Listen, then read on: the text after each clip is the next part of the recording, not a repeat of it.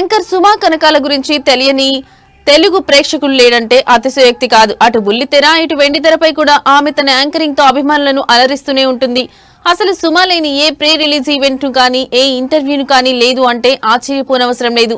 Heroine గా career ను ప్రారంభించిన సుమా ఆ తర్వాత నటుడు రాజీవ్ కనకాలను ప్రేమించి పెళ్లి చేసుకుని గృహిణిగా సెటిల్ అయింది. ఇక పెళ్లి తర్వాత సినిమాలు కాకుండా యాంకరింగ్ వైపు దృష్టి పెట్టి ఎంతో కష్టపడి ఈ స్థాయికి చేరుకుంది.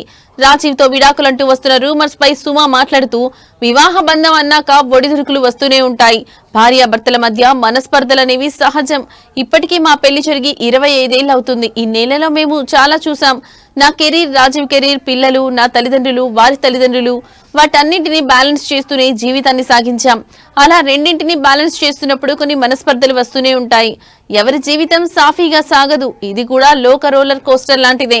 మేము సోషల్ మీడియాలో కనిపించినా కూడా ఏంటి మీరు విడిపోలేదా, కలిసే ఉన్నారా అని అడుగుతున్నారు.